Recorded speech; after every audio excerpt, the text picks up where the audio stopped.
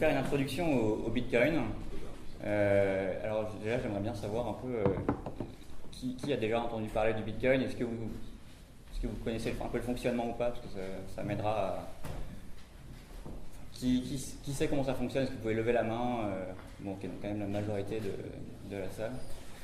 Je vais quand même passer rapidement sur son fonctionnement, mais en fait, pour moi, je trouve que la majorité du temps, les introductions sur le Bitcoin ne mettent pas assez en valeur ce qui fait que le Bitcoin est particulier par rapport à d'autres systèmes. On a parlé, enfin le Bitcoin c'était la première invention de ce type-là. On a beaucoup parlé de blockchain, et puis en fait beaucoup de gens parlaient que le Bitcoin était mort. Puis en fait on s'aperçoit que le prix est toujours à $700 s'il n'a pas écoulé cette nuit, je sais pas, j'ai pas regardé, mais du coup en fait le Bitcoin est toujours vivant et plus que jamais même. Et j'ai envie de le montrer pourquoi dans cette présentation, et voilà, j'espère que je vais y arriver parce que c'est pas forcément évident, mais donc, ensuite il y aura des questions et vous me direz si j'ai réussi ou pas. Donc première question simple, rapide, qu'est-ce que l'argent? Alors, sans rentrer dans des considérations philosophiques, parce que là je ne fais pas une présentation d'économie, généralement l'argent peut prendre deux formes. La première forme, c'est le cash, et la deuxième forme, c'est le crédit. Alors, ces deux formes ont chacune leurs avantages et leurs inconvénients. Le cash, quand je vous donne un billet de cash, bon, a priori, vous n'avez pas de risque, vous avez été payé, il n'y a pas de risque de défaut. Généralement, c'est plutôt anonyme, très très anonyme.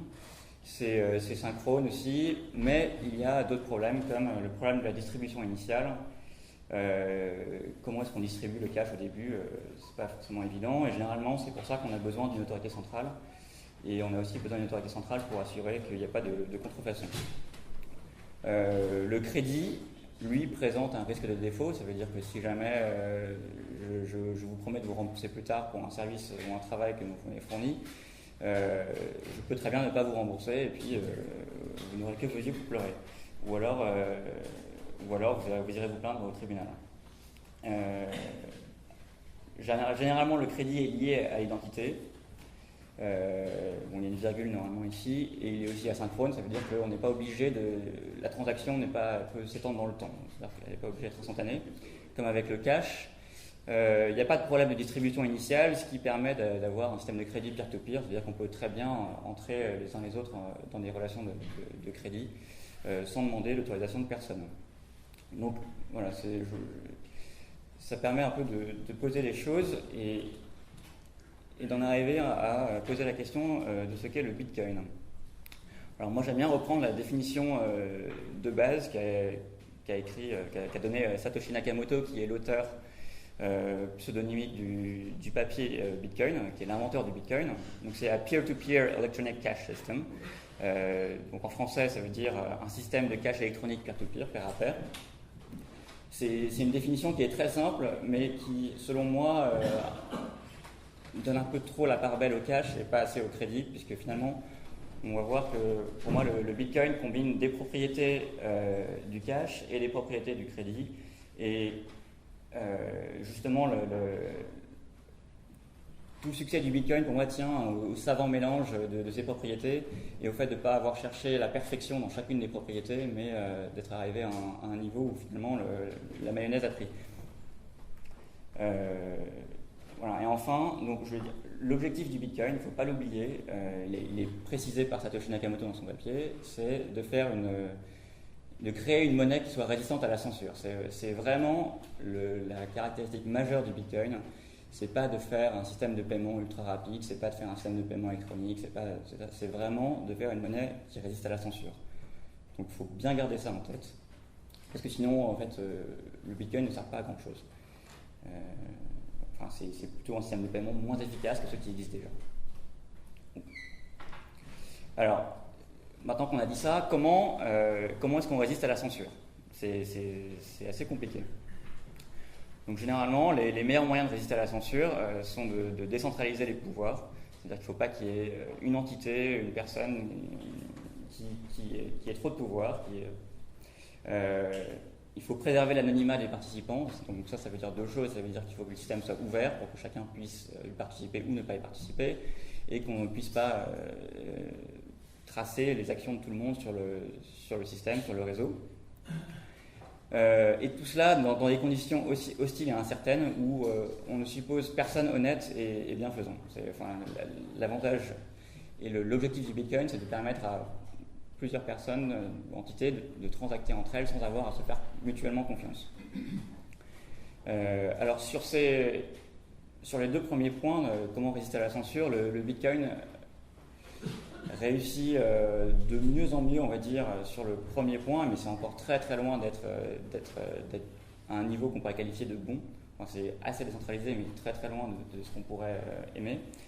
Et sur la préservation de l'anonymat, c'est pareil, c'est un spectre, et le Bitcoin n'est pas du tout anonyme, mais il n'est pas non plus, il ne demande pas non plus, il est quand même assez suffisamment ouvert pour ne pas demander à ce qu'on enregistre un compte comme on pourrait le faire sur un système comme Facebook ou comme Gmail. Donc, le Bitcoin, pour l'instant, se situe, on va dire, au milieu du spectre sur chacun des deux axes. Et ça a suffi pour l'instant à ce que le Bitcoin gagne de l'intérêt et de l'utilisation. Alors, maintenant, ce que j'aimerais bien vous montrer, c'est comment est-ce qu'on, à partir de ces objectifs-là, on fait pour créer Bitcoin. Donc, rappelons-nous, Bitcoin, c'est quand même, l'objectif, c'est d'avoir une monnaie peer-to-peer, électronique. Donc, du coup, pour avoir une monnaie électronique, il faut avoir une communauté numérique ou électronique qui peut avoir de la valeur. Généralement, ce qui a de la valeur, doit être rare. Donc ça, créer une communauté numérique qui est rare, c'est difficile. Vous connaissez tous les torrents, vous savez que c'est facile de copier-coller des fichiers de musique, des films, etc. Ça a posé beaucoup de problèmes aux médias. Empêcher quelqu'un de copier-coller un billet de banque numérique, c'est a priori pas un problème très simple. Donc déjà, ça c'est un problème difficile mais qui est à peu près résolu par quelques dizaines d'années de recherche en cryptographie. Le deuxième problème, qui est un problème inhérent au fait que ce soit du cash, c'est qu'il faut le distribuer le plus équitablement possible. Et alors ça, il y a à peu près aucune recherche là-dessus, c'est vraiment des expériences et bon, il semblerait que les incentives économiques qui ont été inclus dans le système Bitcoin aient été plutôt bonnes pour le moment parce que ça a pris sans marketing, sans lobbying, sans rien, juste quelqu'un qui a posté son papier et son code sur un forum, sur une mailing list un peu arcane de cryptographeurs et ça a peu à peu pris. Alors cette partie-là, moi j'en parlerai pas trop parce que bon, je sais pas trop encore en penser encore aujourd'hui. Donc le troisième point, donc, comme on l'a dit tout à l'heure, c'est il faut résister à la censure en tout genre. Et alors ça c'est presque impossible. Mais le Bitcoin, encore une fois, arrive à résister à une forme de censure qui est, on va dire, suffisamment bonne. Suffisamment élevée. Mais si jamais, par exemple, un agent extrêmement puissant aux ressources presque infinies décidait de détruire le Bitcoin, il pourrait le faire. Aujourd'hui, il n'y a pas beaucoup de gens à assassiner pour tuer le Bitcoin.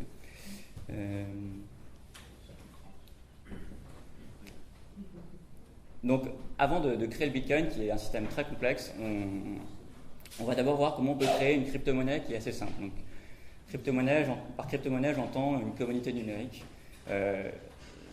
On l'appelle crypto-monnaie parce on a besoin de beaucoup de cryptographie pour le faire. Alors, de quoi a-t-on besoin pour créer une crypto-monnaie? On a besoin d'en contrôler le stock. C'est-à-dire que si jamais quelqu'un peut enfler le stock, la monnaie perd sa valeur parce qu'elle perd sa propriété de rareté.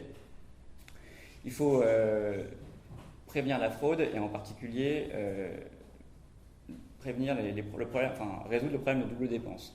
La double dépense, c'est un peu similaire à ce que je viens de dire. C'est si vous avez, mettons que vous avez un billet numérique, comment est-ce que vous garantissez qu'il ne sera pas dépensé deux fois?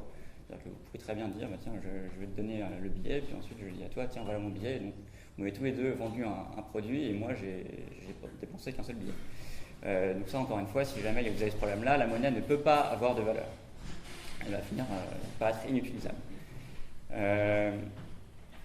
Alors, donc ces deux choses-là, ça se fait à l'aide de primitives et de structures de données cryptographiques que je vais passer en revue assez rapidement. J'espère que ça va être clair parce que c'est assez rapide. Donc alors le nom de ces primitives et structures sont les hashes, les signatures, les arbres de Merkle ou Merkle tree en anglais et la blockchain. Comme vous le voyez, la blockchain c'est qu'une partie de tout le système et voilà, il y a besoin de beaucoup plus qu'une blockchain pour faire une crypto-monnaie. Alors, je vais essayer de faire donc un petit aperçu de cryptographie pour les nuls. Qui a fait un peu de cryptographie ici, qui connaît les hashes, les signatures, donc déjà un peu moins de monde, mais un peu quand même. Donc, un hash, alors c'est un mot anglais, je n'ai pas trouvé d'équivalent en français, donc je vais garder le mot anglais. C'est une fonction déterministe. Déterministe, ça veut dire... Alors, je ne vais être pas totalement rigoureux dans mes définitions. Déterministe, ça veut dire qu'elle aura toujours le même résultat à partir de l'input qui est donné. Donc en input, vous mettez des données. Des données, ça veut dire un nombre, un document, des bits. Enfin, voilà. Donc c'est une fonction qui est déterministe et à sens unique, ça veut dire que c'est très facile de calculer l'output de la fonction, mais c'est pratiquement impossible. Au sens économique du terme, c'est-à-dire que ça coûterait trop cher, ou alors ça prendrait trop de temps de revenir en arrière à partir d'un output, de calculer son input. C'est ce qu'on veut dire par résistante à la recherche par brute force, c'est-à-dire que si vous essayez tous les inputs possibles pour essayer de trouver quel est l'input pour un certain output, vous allez mettre, a priori, il va vous falloir des milliards d'années ou alors une infinité de puissance de calcul. Donc ça, qu'est-ce que ça permet de faire? Ça permet, en fait, il faut voir un hash un peu comme une innovation par rapport à une enveloppe scellée. C'est-à-dire qu'avant, vous mettiez un document secret dans une enveloppe scellée, vous mettiez un tampon avec de la cire, et ensuite, donc ça veut dire que vous vous engagiez à avoir publié ce document à une certaine date, ou alors vous pourriez mettre une partie de votre identité sur le tampon qui garantit que c'est vous. Mais en gros, ça permet, donc une fois que vous hashez par exemple un document, vous promettez que, enfin, vous vous engagez à pouvoir. Le mot anglais c'est to commit, c'est-à-dire que. Comment? Ouais, vous engagez sur la valeur de ce document. On verra pourquoi c'est important après. Justement, ça permet donc de créer une blockchain. Alors une blockchain, qu'est-ce que c'est? C'est en français une chaîne de blocs qui sont liés par leur hash. Alors le hash d'un bloc, qu'est-ce que c'est? Donc déjà un bloc, qu'est-ce que c'est? Un bloc, c'est un ensemble de données. Dans notre contexte, c'est un ensemble de transactions, généralement. Les transactions sont des données. Donc une transaction, qu'est-ce que c'est qu'une donnée? C'est personne A, donc Alice, a envoyé 10 euros, 10 bitcoins à personne Bob. Ça c'est une donnée, on la hash, ça veut dire qu'on obtient un output qui est déterministe et qui ne permet pas de revenir à la transaction ou alors au bloc si on prend un ensemble de transactions. Et ensuite on crée une chaîne de blocs en prenant donc la liste des transactions, le hash de chaque bloc et chaque bloc va pointer vers le hash du bloc précédent. Donc ça permet de faire une chaîne de blocs qui n'est pas modifiable sans qu'on le voit rapidement. Parce que si jamais on modifie une des transactions, ça va modifier donc l'ensemble des données sur lesquelles est calculé le hash du premier bloc. Et donc le deuxième bloc va nécessairement changer après, puisque le premier hash aura changé si on change de transaction. Et ainsi de suite. Donc en fait, à partir du dernier hash, on peut tout de suite contrôler si jamais une donnée de la blockchain a changé. Donc ça c'est très pratique pour s'assurer qu'aucune modification n'a été apportée à la blockchain a posteriori par un agent malicieux ou par un agent de contrôle. Voilà. Alors ça, en fait, je pense que je vais passer là-dessus parce que je ne pense pas que ce soit nécessaire aujourd'hui. Mais disons qu'avec les hashes, on peut facilement stocker les transactions de façon à pouvoir vérifier qu'une transaction appartient à un bloc rapidement sans avoir besoin de tout le bloc. Voilà. La deuxième chose dont on a vraiment absolument besoin pour créer une crypto-monnaie, c'est les signatures. Alors la signature, donc on sait tous ce que c'est qu'une signature avec un stylo. Une signature numérique et cryptographique, c'est l'équivalent de la signature au stylo, mais en beaucoup plus puissant. Alors il faut on attend d'une signature qu'elle soit privée, qu'elle soit liée à un seul document, c'est-à-dire qu'une signature ne peut pas servir à valider tous les documents qui existent. Il faut qu'elle soit facilement vérifiable, mais impossible à forger. Alors ça se fait comment? Ça se fait en créant un couple de clés publiques, clés privées, qui sont de deux très grands entiers qui sont liés mathématiquement l'un avec l'autre. Donc il est facile de trouver la clé publique à partir de la clé privée. En fait, vous pouvez prendre la métaphore suivante, c'est comme si vous aviez un coffre-fort où la clé privée c'est la clé privée est le coffre et puis la clé publique est le code finalement. Et donc à partir de ce couple-là, clé publique, clé privée, je vais aussi utiliser le mot clé secrète parce que ça permet d'avoir un SK qui est secret key et pas un PK qui peut faire public key et private key à la fois. Donc, vous prenez une clé privée et un message et vous créez une fonction de signature qui lie donc le message à cette clé privée. Cette clé privée, cette clé secrète, vous la gardez pour vous.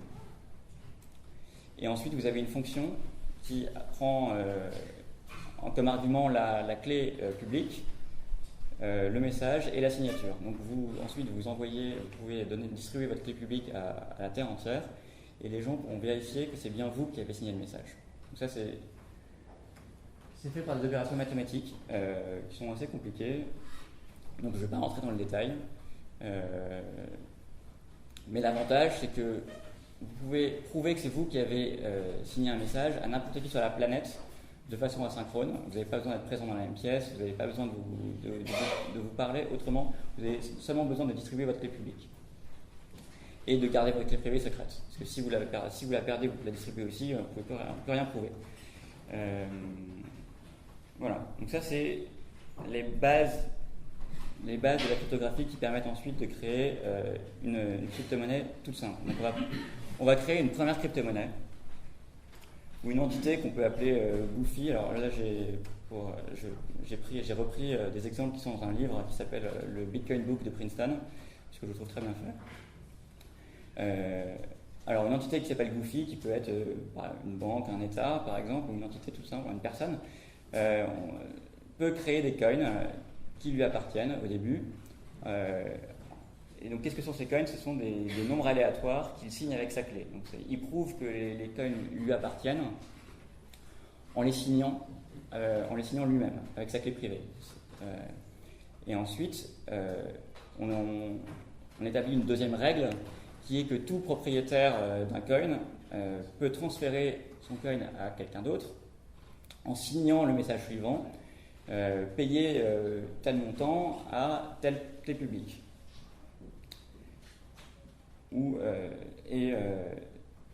Voilà. Payer tel coin à tel clé publique.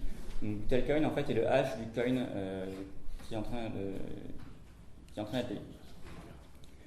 Donc en faisant ça, vous pouvez arriver donc à une chaîne de transactions où le premier coin c'est celui qui est tout en bas, qui est signé par Goofy et qui ensuite signe le message payé à Alice, à la clé publique d'Alice, qui elle ensuite peut faire la opération et payer à Don. Donc ça permet, c'est une première crypto-monnaie toute simple, qui est juste avec les hashes et les signatures, peut fonctionner. Le problème de cette crypto-monnaie, c'est que bien évidemment, il y a une autorité centrale qui s'appelle Goofy, qui crée tous les coins. Il n'y a pas vraiment il n'y a aucune résistance à la censure. Et surtout, on ne règle pas le problème de la double dépense, puisqu'il n'y a aucun moyen de vérifier que Alice n'a pas dépensé son coin deux fois.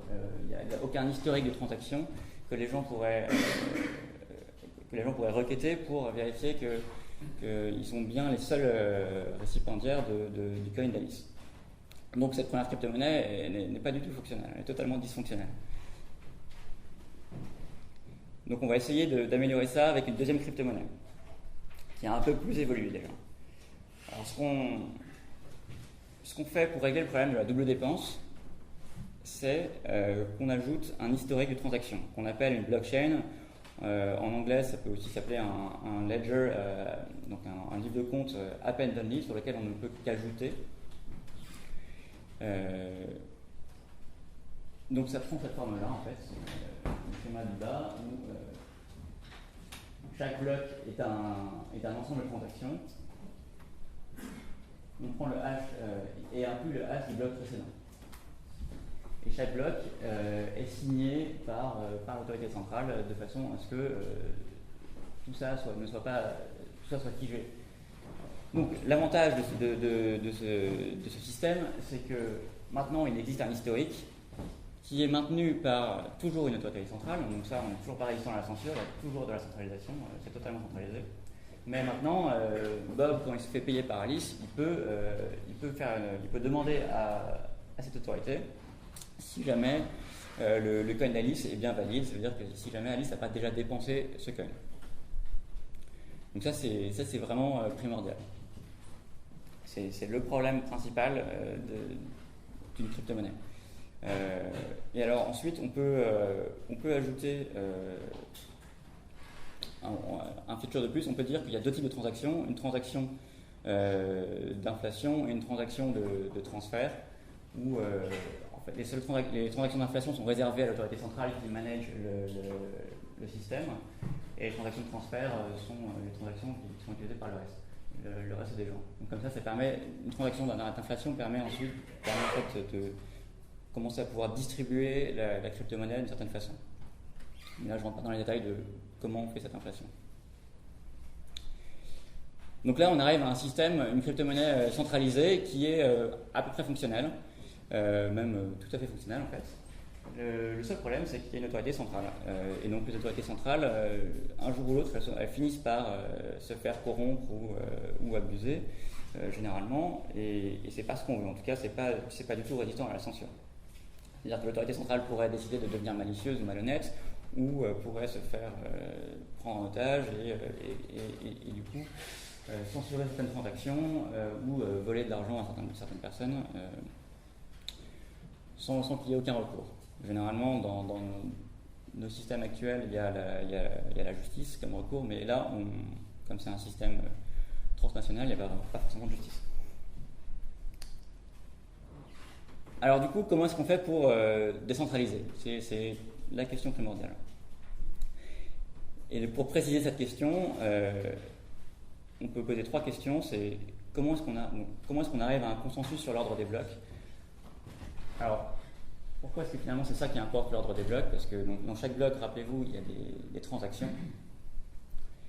Et pour éviter le problème de double dépense, en fait, il suffit de se mettre d'accord sur l'ordre des blocs. Parce que si jamais on a tous l'historique des transactions et des blocs, et qu'on est d'accord sur l'ordre des blocs, on ne peut pas dépenser deux fois le même coin, puisqu'on est d'accord sur l'ordre. Donc si une transaction a déjà été exécutée, tout le monde le voit, et tout se passe bien. Donc c'est la seule chose dont on a besoin pour régler ce problème, c'est un consensus sur l'ordre des blocs. Mais dans un réseau décentralisé où il n'y a pas d'autorité centrale qui permet de protéger l'ensemble du réseau, il faut aussi lutter contre les attaques de spam, parce que sinon le système s'écroule sous ces attaques. Vous pouvez penser à l'email par exemple. Avant que les systèmes centralisés comme Gmail arrivent, le problème de spam était vraiment terrible. Et il a fallu un système centralisé pour régler ce problème. Et donc ça c'est pour décentraliser, et il faut aussi dans un système décentralisé l'empêcher, ou en tout cas décourager sa recentralisation, parce que c'est comme on l'a vu pour l'email, qui était à l'origine un protocole décentralisé, il y a tellement de difficultés à maintenir un système décentralisé qu'on a tendance à les recentraliser pour des gains d'efficacité ou de fonctionnalité.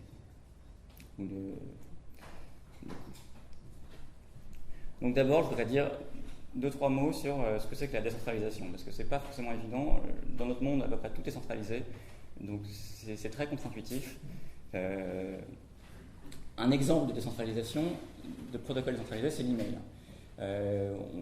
Chacun d'entre vous peut échanger des emails avec quelqu'un d'autre sans avoir à passer par Gmail ou par Hotmail. Il suffit d'utiliser le protocole SMTP qui spécifie l'envoi et la réception d'emails. Et vous pouvez faire tourner vos serveurs d'email vous-même et vous n'avez pas besoin d'autorité centrale. Donc décentralisation, ça veut dire qu'il n'y a pas d'autorité centrale, comme le dit son nom, mais c'est vraiment important, ça veut dire qu'il n'y a personne qui décide. Chacun décide pour soi-même. C'est vraiment important de le comprendre. Il n'y a pas de président, il n'y a pas de CEO, il n'y a pas de pape. Non. Et donc, généralement, ça marche bien. Alors, vous avez des exemples d'États plus ou moins centralisés ou décentralisés. La France est très centralisée. L'Allemagne, c'est beaucoup plus centralisé. Mais c'est pas encore. L'Allemagne, c'est pas décentralisé. Il y a quand même un président, il y a quand même un chancelier. Voilà. Là, ce qu'on veut, c'est qu'il n'y ait pas d'autorité. Du tout. Parce que sinon, ça va finir par se recentraliser. Et puis, on perd la propriété principale qui est la résistance à la censure. Donc la décentralisation, c'est pas binaire, c'est pas soit centralisé, soit décentralisé. C'est quand même un continuum et il y a une mesure de la décentralisation qui est pas du tout formelle, qui est très empirique. Tout ce qu'on peut aujourd'hui mesurer sur le réseau Bitcoin, c'est l'évolution de la décentralisation. Et par rapport au début où il y avait un seul développeur, un seul mineur et un seul utilisateur, aujourd'hui il y a quelques milliers alors par utilisateur je veux dire nœuds, donc il y a quelques milliers de nœuds, il y a quelques centaines de développeurs et quelques milliers de mineurs. Ça dépend, enfin je compte pas les pools, mais qui sont rassemblés disons, on va dire, en une trentaine d'associations de mineurs. Donc c'est beaucoup plus décentralisé qu'avant, mais c'est encore très centralisé par rapport à ce qu'on pourrait imaginer comme étant une centralisation parfaite.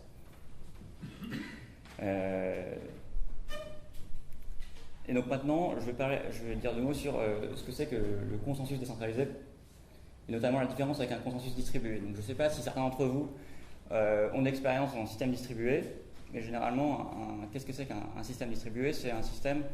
Alors je prends un exemple concret, c'est-à-dire que imaginez que vous êtes Facebook, au début vous avez 10 utilisateurs, toutes vos données tiennent sur une machine, cette machine est contrôlée par vous,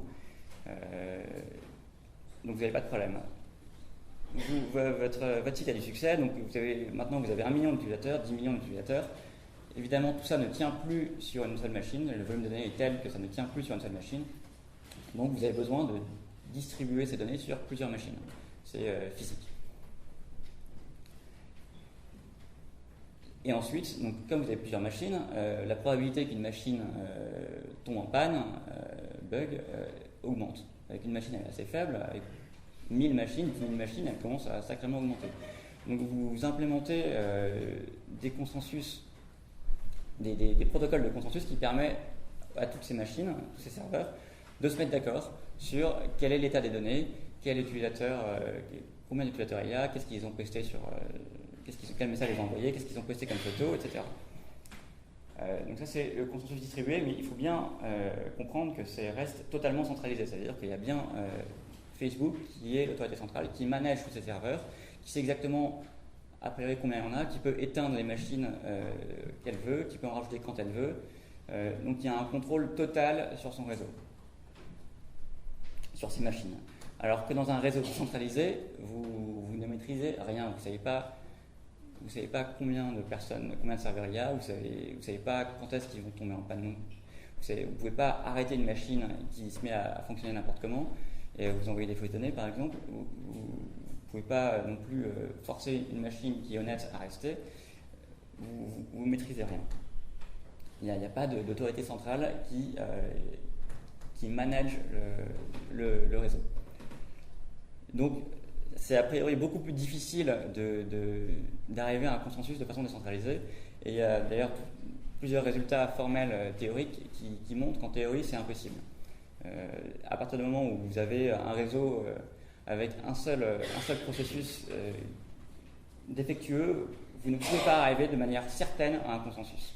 Ça, c'est un résultat qui a été formellement prouvé par 3 chercheurs, Fisher, Lynch et Patterson, il y a quelques dizaines d'années. Donc, comment on fait parce que là, a priori, ce que je viens de dire, ça veut dire que le Bitcoin est théoriquement impossible. Alors, ce qui est intéressant dans le Bitcoin, c'est que le Bitcoin s'éloigne du formalisme des systèmes distribués et introduit une notion qui était jusqu'alors complètement absente de ce système, qui est la rationalité économique des agents. C'est-à-dire que le Bitcoin va faire en sorte, avec des incentives économiques qui sont inclus dans le système, qu'il soit plus cher, qu'il coûte plus cher de mal agir que d'être honnête.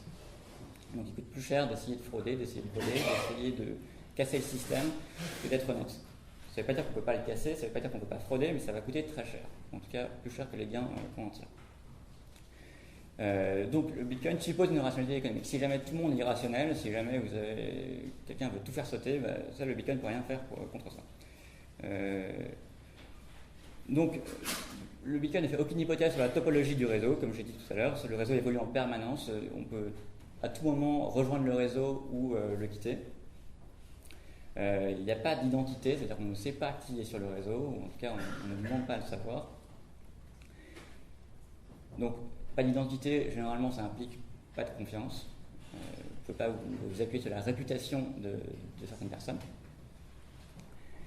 Vous n'avez pas de garantie formelle quant à l'exécution d'une transaction en un temps fini. Ça veut dire que il y a seulement une probabilité qui décroît exponentiellement avec le temps, mais rien ne garantit que votre transaction sera un jour exécutée. Donc c'est une relaxation des contraintes qui sont beaucoup plus strictes sur d'autres systèmes distribués comme ceux dont je parlais avant.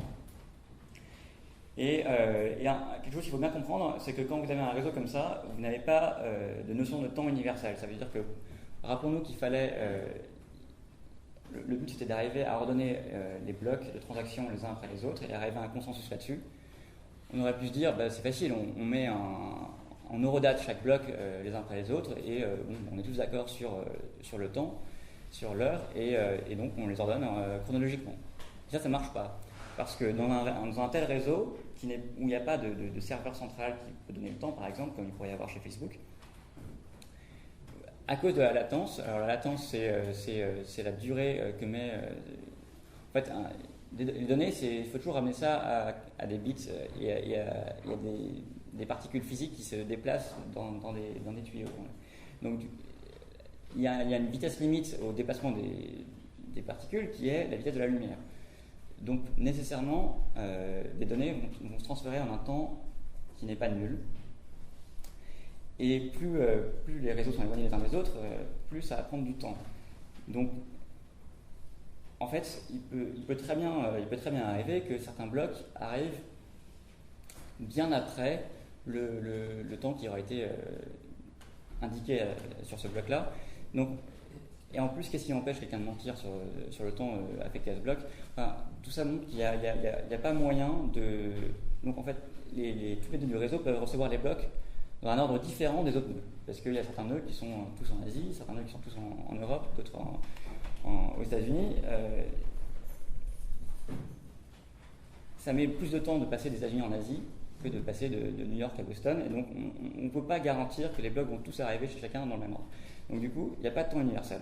Si jamais il y avait un temps universel, en fait, ça veut dire qu'on est déjà d'accord sur quelque chose. Donc en fait, tout ça ne servirait à rien.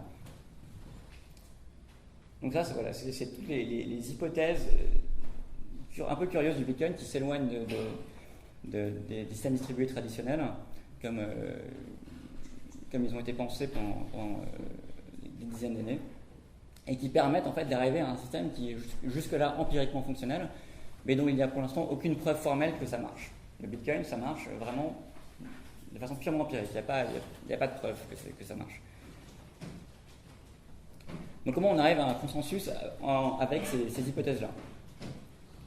Alors, l'idée géniale de Satoshi Nakamoto, qui qu'il soit, c'est d'avoir introduit un coût de participation externe au système qui soit donc impossible à contrefaire, qui soit monotone en fonction des ressources utilisées et du temps moyen nécessaire pour payer ce coût, et qui soit donc prohibitif pour un agent malicieux. Ça veut dire que, concrètement, pour prendre un exemple simple, si jamais vous deviez payer 10 centimes à chaque fois que vous envoyez un email, vous enverriez beaucoup moins d'emails et il y aurait beaucoup moins de spam parce que le business du spam ne serait plus profitable. C'est-à-dire que les spammers, ils envoient 10 millions d'emails à la fois, ça leur coûte rien et un coût marginal nul. Si jamais ils avaient un coût marginal de 10 centimes, ça serait en fait pas profitable, donc ils le feraient plus. Donc là, c'est exactement le même principe. Vous associez un coût de participation qui est externe au système, et c'est important que ce soit externe au système. Parce que si jamais le coût était interne au système, en fait, vous restez dans votre bulle et il se passe, enfin, vous ne pouvez pas garantir que personne ne pourra frauder, puisque vous créez quelque chose qui ne vaut rien et vous essayez de le protéger à partir de ce rien. Ça, c'est ce qu'on appelle le proof of stake. Bon, alors là je m'avance un peu parce qu'il est possible qu'un jour on arrive à trouver une version du proof of stake qui marche, mais pour l'instant rien n'est prouvé. Alors que le proof of work, pour l'instant, empiriquement ça marche quand même plutôt bien. Alors typiquement, donc, c'est donc, pour le Bitcoin, c'est un puzzle cryptographique dont la difficulté s'ajuste en fonction du nombre de personnes et puis de ressources, de puissance de calcul qui sont dessus, qui sont affectées à résoudre ce puzzle. Donc c'est ce qu'on appelle en anglais proof of work, preuve de travail, et qu'on peut définir comme une preuve computationnelle, c'est pas un mot très français, mais de dépense d'énergie. Alors pourquoi est-ce que c'est important que ce soit une dépense d'énergie? Parce que jusqu'à présent, on ne sait pas contrefaire l'énergie ou la dépense d'énergie. C'est une des seules choses qui est impossible à contrefaire. Si jamais vous vous basez sur des identités, les identités c'est très facilement les contrefaire. On voit tous les problèmes qu'il y a avec les faux comptes Facebook, les faux comptes Gmail qui sont en vente sur le marché noir, les fausses adresses IP. C'est pratiquement impossible de résister à ce qu'on appelle les attaques de Sibyl, qui est la création d'une infinité d'identités qui permet de prendre totalement contrôle d'un réseau. Donc, si jamais le coût n'était pas un vrai coût, c'est-à-dire que si jamais on pouvait contrefaire ce coût, ça n'aurait pas d'intérêt. La dépense d'énergie a un vrai coût, jusqu'à preuve du contraire. Donc c'est impossible à contrefaire. Donc ça respecte la première propriété. Deuxièmement, plus vous consommez d'énergie, plus ça va être cher. Donc c'est bien monotone, et moins vous en consommez, moins ça va être cher. Donc c'est bien monotone comme fonction. Et alors ensuite, l'algorithme qui régit ce coût s'arrange pour que le temps moyen nécessaire pour payer ce coût soit toujours d'environ 10 minutes. Voilà. Donc, et généralement, ce coût va être prohibitif pour un agent malicieux. Ça, c'est un des miracles du Bitcoin, c'est que petit à petit, le Bitcoin a pris de la valeur, et donc le coût a augmenté, et donc il est devenu de plus en plus prohibitif de vouloir frauder, de façon à ce que finalement les fraudeurs n'ont jamais réussi à dépasser les gens honnêtes. Mais là, c'est plus un miracle peu de choses. Alors, ça c'est un peu technique, mais ce coût dans le Bitcoin s'appelle l'algorithme SHA-256. C'est un algorithme de hash, ce dont j'ai parlé tout à l'heure. Je ne vais pas le détailler parce que ça n'a pas grand intérêt, mais il possède des propriétés qui sont très intéressantes, notamment pour encourager la décentralisation, ou alors en tout cas décourager, ne pas encourager la centralisation. C'est vraiment ça qui est important, parce que c'est très très dur d'encourager la décentralisation, mais c'est très facile d'encourager la centralisation. Donc un bon algorithme de proof of work, il doit être sans optimisation. Ça veut dire qu'il ne faut pas que quelqu'un qui puisse faire ce calcul plus vite que quelqu'un d'autre, sinon ces quelques autres vont rapidement faire faillite. Il faut qu'il soit parallélisable, comme ça permet à le plus de gens possible de participer sans qu'une centralisation de la participation soit nécessaire pour être plus profitable. Il ne faut pas que cet algorithme possède un état, ça veut dire que le calcul à un temps T doit être indépendant de ce qu'on a calculé avant. Comme ça, on peut commencer le calcul quand on veut et arrêter le calcul quand on veut. Et il n'y a pas alors ça, en quoi est-ce que ça aide à la centralisation? C'est-à-dire que si jamais vous étiez obligé de commencer, si jamais le calcul à temps T dépendait des calculs précédents, finalement, vous auriez une incitation à rester toujours online. Et donc ça conduit naturellement à la centralisation, parce que vous avez besoin d'une opération qui soit très professionnelle, qui ne tombe jamais en panne, voilà, comme un Facebook ou un Gmail. Donc là, vous pouvez avoir votre petite machine chez vous qui fait le calcul. Et vous pouvez la brancher quand vous voulez, quand l'électricité n'est pas chère, vous pouvez la brancher en Alaska, en Islande, en Chine, pas de problème. Et quelque chose de très important, c'est que il faut que passer 2 fois plus de passer 2 fois plus de temps à faire le calcul soit équivalent à à faire le calcul avec 2 fois plus de puissance. Comme ça pareil, si vous n'avez pas cette propriété-là, vous finirez par être centralisé. L'algorithme SHA 256 obéit à toutes ces propriétés, à peu près, donc c'est plutôt un bon algorithme, c'est plutôt un bon choix. Il y en a peut-être des meilleurs, mais en tout cas il marche très bien. Donc il n'y a pas de raison de le changer.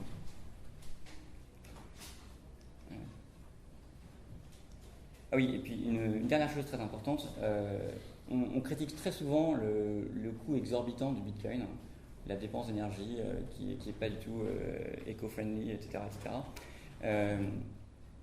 En fait, c'est important que le coût de cet algorithme, qui est le coût de la sécurité du Bitcoin, ne serve à rien d'autre qu'à sécuriser le Bitcoin. Parce que si jamais il servait, par exemple, je ne sais pas, à trouver des protéines ou à trouver des grands nombres premiers ou à n'importe quelle autre utilisation, finalement c'est plus le même coût, parce que c'est-à-dire que vous pouvez gagner autrement de l'argent, et donc les incentives ne sont plus les mêmes pour tout le monde, et donc ça va probablement conduire les incentives vont être faussés, et ça va probablement conduire à une centralisation ou à une perversion du système. Donc c'est vraiment important que le Proof of Work serve juste à faire du Proof of Work et pas à autre chose. Donc concrètement, le consensus dans le Bitcoin, pour résumer, toutes les 2 semaines, on a une difficulté D qui est calculée en fonction des derniers blocs, qui est calculée par le réseau, et le but du puzzle de Bitcoin, c'est de trouver un hash de l'algorithme SHA 256 qui est pris sur le bloc de transaction en cours qui est proposé, et auquel on ajoute une donnée qui permet de faire varier le hash, de telle sorte que le hash soit inférieur à cette difficulté. Alors, quelque chose dont je me rends compte que j'ai oublié de dire, c'est qu'il est impossible de prédire la valeur d'un hash à partir de l'input. Ça veut dire que l'output est aléatoire. En fait, les outputs suivent une distribution aléatoire, et donc vous pouvez pas facilement trouver ce hash qui sont inférieurs au nombre D. Vous pouvez que essayer les hash un par un, en fait. Donc c'est pour ça que vous faites varier le petit nombre n. Vous pouvez l'incrémenter de 1 à chaque itération, et en espérant trouver un hash qui soit inférieur à D à un moment. Et dès que vous avez trouvé ce hash là, ça veut dire que vous avez prouvé que vous avez travaillé, parce que vous avez calculé tous ces hash qui de façon déterministe prouvent que vous avez dépensé l'énergie. Et donc vous publiez votre bloc, et les autres participants au réseau vont se dire ok, bon, cette personne a dépensé de l'énergie, donc on va valider son bloc. Et ensuite le bloc est ajouté donc à la chaîne de blocs, à l'historique de transaction. D est calculé de façon à ce que ce puzzle dure en moyenne 10 minutes. C'est un temps qui a été choisi, je ne sais pas très bien comment, mais qui est en fait pas trop mal, parce que ça permet d'avoir humainement, c'est assez humain comme temps, 10 minutes, donc c'est facile de raisonner autour de 10 minutes, et de prévoir des process, de bâtir des opérations. Ce qui est important en tout cas, c'est que vérifier un bloc prenne beaucoup moins de temps que 10 minutes, et vérifier un bloc, c'est presque instantané. Voilà, et donc les nœuds s'accordent sur la blockchain qui est la plus difficile. La plus difficile, ça veut dire que c'est celle qui a demandé le plus de proof of work. Donc la difficulté était, le nombre D était le plus petit. Voilà. Alors les gens qui font ces calculs, là, qui calculent tous ces hash, on les appelle les mineurs. Ça peut sembler bizarre au début. En fait, les mineurs, c'est une comparaison, enfin, c'est une métaphore avec les chercheurs d'or ou les chercheurs de pierres précieuses. Puisque ce qui se passe, c'est que tous ces agents qui participent à une loterie de toutes les 10 minutes pour trouver un hash de bloc valide, pour les inciter à participer, ils sont récompensés à chaque nouveau bloc par des nouveaux bitcoins. Et c'est ça en fait qui permet en bitcoin de distribuer peu à peu le stock de bitcoin qui sera limité à peu près à 21 millions de bitcoins. Donc on les a appelés les mineurs, mais parce qu'ils découvrent des nouveaux bitcoins en travaillant, donc un peu comme un chercheur d'or avec sa pioche sur un rocher. Mais c'est en fait finalement les mineurs, leur rôle principal, c'est quand même d'ordonner les blocs et les transactions. C'est pas de découvrir des nouveaux bitcoins. Ça c'est un état temporaire. Alors au début, il y avait un seul mineur, c'est Satoshi, puis il y en a eu 2 ou 3, etc., etc. Maintenant, en fait, ce qu'on appelle le mining, c'est vraiment un gros business. Ça veut dire que c'est plusieurs centaines de millions de dollars par an, étant donné que le prix d'un bitcoin, c'est 700 dollars à peu près. Et qu'il y en a, il y a aujourd'hui 12,5 bitcoins toutes les 10 minutes qui sont émis. Donc ça a fini par... Il y a énormément de puissance qui a été affectée au calcul de CH. Aujourd'hui, c'est à peu près... je crois 1 exahash, donc ça fait beaucoup de puissance, beaucoup de hash. 1 exahash par seconde. Et donc souvent ce qui se passe, c'est que c'est devenu impossible d'être profitable comme mineur solo. Donc les mineurs s'associent entre eux pour former des pools et réduire la variance. Voilà, donc aujourd'hui il y a une trentaine de pools, dont une dizaine qui sont assez grosses et qui ont entre... Je sais pas, je n'ai pas vérifié récemment, mais... D'accord, 5 minutes. Entre 10 et 20% de la puissance totale. Donc ce qui veut quand même dire qu'il y aura, si les 5 ou 6 plus grosses poules s'associent, elles ont quand même 70% du réseau. Et donc pour revenir sur l'aspect décentralisation, c'est 70% du réseau, c'est quand même beaucoup, et on est encore loin de là où on voudrait être. Alors, on n'a plus que 5 minutes, donc bon. Une chose qu'il faut savoir, c'est que les mineurs, je ne vais pas avoir vraiment le temps de le développer, mais ils s'intéressent à une chose, c'est leur taux d'orphelin. Parce que ce qui se passe, c'est que comme c'est une loterie et qu'il y a de la latence, ça arrive que des mineurs trouvent 2 blocs simultanément, et ensuite c'est une course entre les 2 blocs pour quel est celui qui va gagner. En fait, c'est celui qui va trouver le prochain bloc sur ce nouveau bloc, donc c'est au bloc n. Nouveau bloc n, si vous avez un bloc, c'est le premier bloc et un bloc n', c'est le premier bloc qui aura un bloc n plus 1, que ce soit n plus 1 ou n', n plus 1. C'est celui-là qui va remporter la course, et donc c'est celui-là qui va remporter les 12,5 bitcoins. Et l'autre sera ce qu'on appelle un bloc orphelin, et ça fait en fait perdre beaucoup. Plus vous avez d'orphelins, plus vous perdez d'argent, parce que vous avez dépensé l'énergie et vous n'avez rien eu en retour. Et donc plus le taux d'orphelin augmente, plus les mineurs vont faire faillite et plus le système est centralisé. C'est ça qui est vraiment important. Donc il faut faire très attention à ne pas augmenter le taux d'orphelin dans le Bitcoin. C'est comme ça que vous maintenez l'état décentralisé. Alors 2-3 mots rapidement sur le modèle de sécurité Bitcoin, parce que souvent c'est très mal compris ça.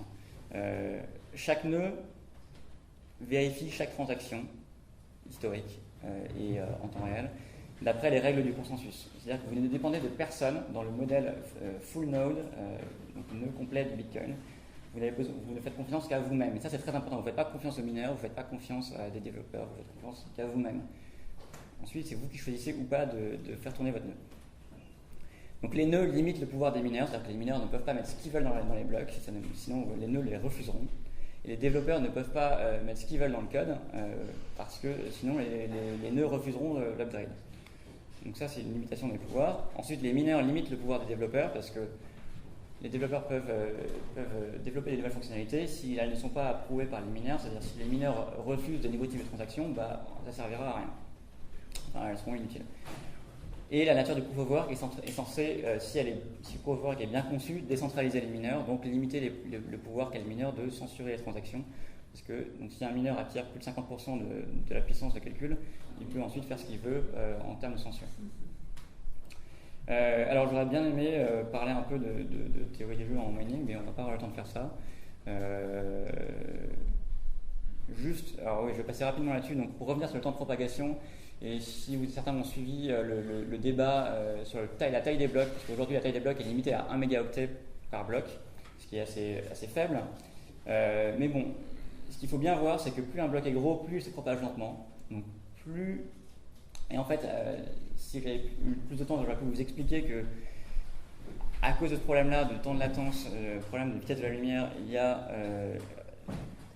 la centralisation est encouragée, et du coup, et ceux qui en pâtissent le plus, ce sont les petits mineurs, donc ce qui encourage la centralisation des mineurs, et donc au bout du compte, on se retrouve avec un système centralisé, donc, avec des gros blocs. Donc c'est la raison majeure pour laquelle on n'augmente pas la taille aujourd'hui des blocs, c'est le temps de latence, le temps de propagation des blocs. Voilà. Faut bien, vraiment, c'est important de comprendre ça. Voilà, donc je voudrais terminer là-dessus. Vraiment, ce qu'il faut retenir, c'est que si on perd la décentralisation, Bitcoin ne sert plus à rien. Donc si vous retenez qu'une seule chose de cette présentation, c'est ça. Voilà.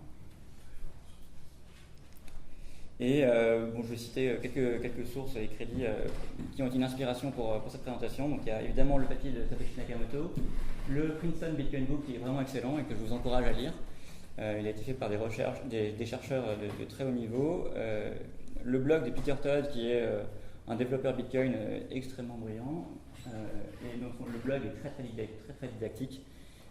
Et le papier Unstaking Consensus de Andrew Polstra qui est aussi un développeur Bitcoin et un mathématicien et cryptographe qui explique très bien ce que c'est que le Proof of Work, le Proof of Stake et les réseaux décentralisés.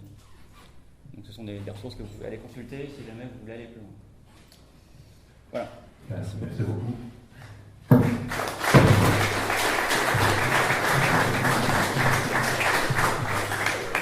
Des questions rapides, peut-être? Des questions? Oui.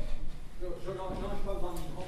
C'est juste pour élaborer un moment sur le fait qu'on ne puisse pas partager le travail du Proof of Work, qu'il ne soit pas distribué, c'est-à-dire sur une tâche qui est autre, par exemple le calcul de molécules ou autre de folding. Vous avez dit que ce n'est pas approprié de penser à un Proof of Work qui sert aussi à autre chose. Voilà.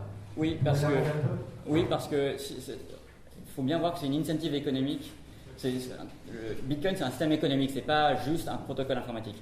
Et si jamais l'incentive est pervertie par une forme possible de gain, comme la découverte d'une molécule ou la découverte de la résolution d'un problème mathématique de Hilbert ou je ne sais quoi, en fait, vous changez complètement l'incentive et donc vous n'êtes plus sûr que les incentives sont alignés les uns avec les autres.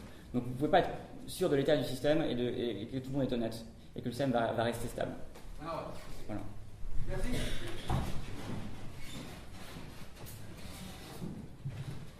Oui, juste une petite boutade pour rebondir sur cette question qui est souvent posée. Pourquoi est-ce que le calcul sert pas à autre chose? On n'a jamais demandé pourquoi les locaux des banques qui sont inoccupés la nuit ne servent pas à abriter sans abri. Voilà, c'est un très bon exemple.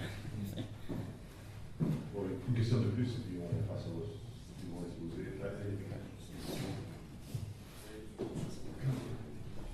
Il me semblait avoir lu quelque part que pour qu'un bloc soit validé, une transaction soit validée, il fallait qu'il y ait 5 blocs qui la suivent, et seulement après elle serait confirmée, on va dire. Alors, c'est vrai. Alors ça c'est en fait ce que je disais, c'est que vous n'avez jamais de preuve que votre transaction est validée. Jamais en fait, formellement. Mais il y a, du coup, on se rabat sur des heuristiques. Et une heuristique qui a été indiquée, c'est qu'il faut attendre 6 blocs, ce qui correspond généralement à environ 1 heure, puisqu'on a 10 minutes en moyenne par bloc, pour être sûr que votre transaction ne va pas être supprimée de la blockchain par une attaque. En réalité, même 6 blocs, en fait, c'est pas beaucoup. Si vous avez un business sur le Bitcoin, il faudrait mieux attendre un jour, ça veut dire, je ne sais plus ce que c'est 144 blocs ou quelque chose comme ça. Parce qu'on raisonne toujours en se disant bon, c'est très dur, c'est très cher de réécrire 144 blocs vu la puissance de calcul qui est affectée aujourd'hui. Mais ce qu'on ne réalise pas, c'est que pirater les serveurs des mineurs, c'est probablement en fait beaucoup moins cher et beaucoup plus facile que de recréer une opération de mine. Et donc en fait, il faudrait se demander quel dégâts pourrait causer un pirate qui prendrait le contrôle d'une grosse puissance de calcul. Et du coup, là, il pourrait réécrire beaucoup plus que 6 blocs, en fait, probablement. Donc, il vaut mieux attendre un jour, voire une semaine, en fait, si vous voulez vraiment être sûr. Merci beaucoup, Stan. Et on passe au suivant, en fait, c'est Stan.